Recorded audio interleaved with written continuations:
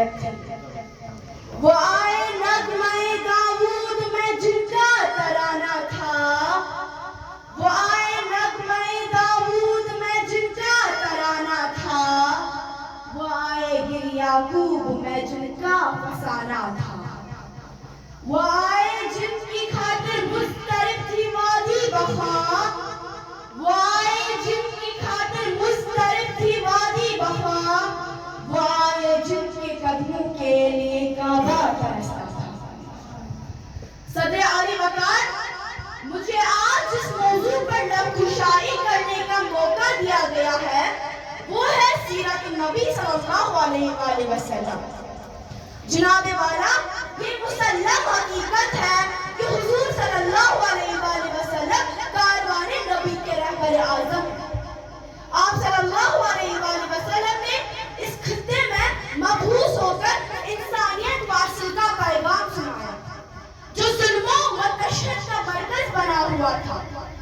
جزیہ نمائے عرب پر انسانوں کا خون پانی کی طرح بہایا جاتا تھا۔ معصوم بچیوں کو پیدا ہوتے ہی زمین میں دفن کر دیا جاتا تھا، کیونکہ کوئی ان کا باپ کہلانا گوارا نہیں کرتا تھا۔ عورت کو پاؤں کی جوتی شرافتوں و حیاتی کمزوری سمجھا جاتا تھا۔ غیرت اور حیرت کا خاتمہ ہو چکا تھا۔ نفرت، انتقام اور حیثیت و بربریت کی تاریخ اندھیاں چل رہی تھی۔ معصوم بے گناہ بچوں کی روحیں خدا کی رحمت کو آواز دے رہی تھی، اور پھر جناب والا خدا کی رحمت کو جوش آیا۔ قافلہ انسانیت کے رہبر اعظم بن کر کائنات میں جلوہ آرا ہو گئے۔ آپ صلی اللہ علیہ وآلہ وسلم آئے تو روتے دلوں کو قرار آ گیا۔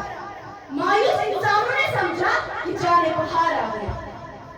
اہل ایمان آپ کی ایک جھلک دیکھتے ہی پکار اٹھی کہ محمد صلی اللہ علیہ وآلہ وسلم کی صورت میں غمگسار آ گیا۔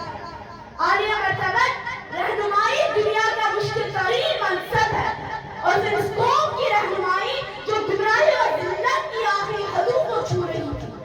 یہ کام بہت دشوار تھا، مگر آپ صلی اللہ علیہ وآلہ وسلم تو رہبر اعظم تھے، ہادی اکرم تھے، نور مجسم تھے۔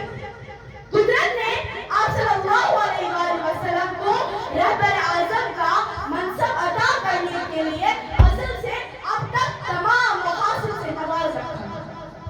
حاضرین کرام، جب نور مجسم صلی اللہ علیہ وآلہ وسلم اپنی قیادت کا پرچم اٹھا کر آگے بڑھے تو عالم انسانیت کا خزاں رسیدہ گلشن میں بہارا گیا۔ اہل ایمان آپ کی ایک جھلک دیکھتے ہی پکار اٹھی کہ محمد صلی اللہ علیہ وآلہ وسلم کی صورت میں غمگسار آ گیا۔ غرض کہ آپ صلی اللہ علیہ وآلہ وسلم کی یہ عظمت ہے کہ دنیا میں جتنے بھی ظلم اور ناانصافیاں ہوئی تھی وہ آپ صلی اللہ علیہ وآلہ وسلم کے آنے سے اس دنیا سے کوسوں دور ہمیشہ کے لیے دفن ہوئی۔